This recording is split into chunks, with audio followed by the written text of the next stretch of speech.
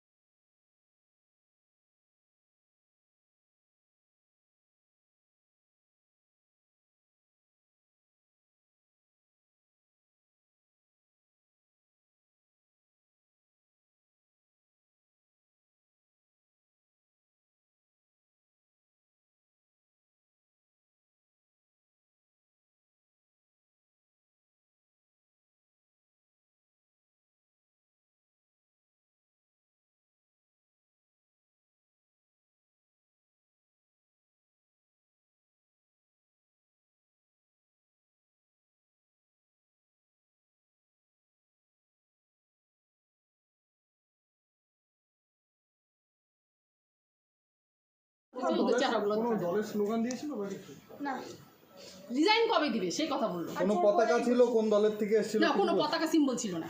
কোন দলের থেকে এসেছে সেটাও বললো না। ডিজাইন কবে দিব ওদের কাছে? আপনারা চিনতেও পারেননি তাদের? না, চিনতে পারিনি।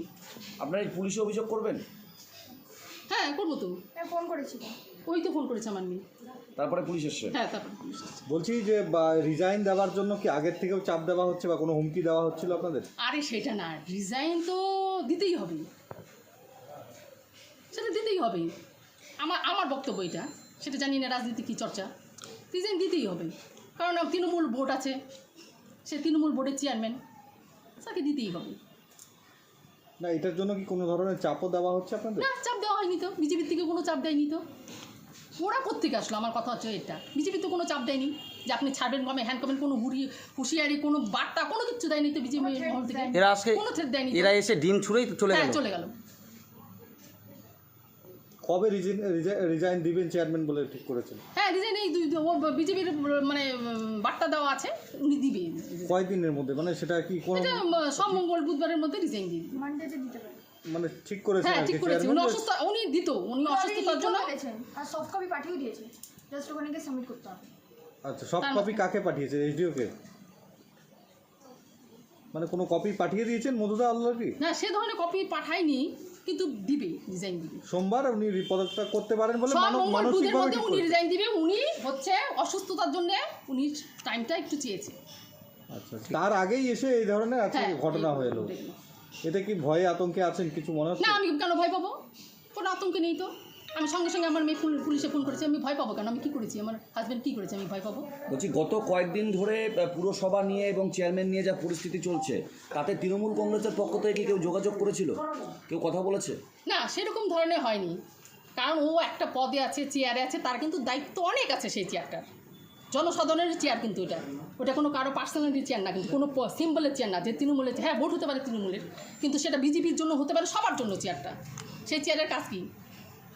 সবার জন্য করা। দলের যে নেতারা পদে বসিয়েছিল, চেয়ারম্যান বসিয়েছিল, সেই নেতারা কি এখন নেই বা তারা কি যোগাযোগ রাখে? না, তারা সেরকমভাবে যোগাযোগ রাখে না। কোথাও কি মনে হচ্ছে দল পাশে নেই এই মুহূর্তে? দল পাশে থাকুক বা না থাকুক, বুঝতেই পারছেন পরিস্থিতিটা কি, দলের কী পরিস্থিতি সেটা আপনারা সবাই বুঝতে পারছেন, সেটা আমার বলার কিছু নেই।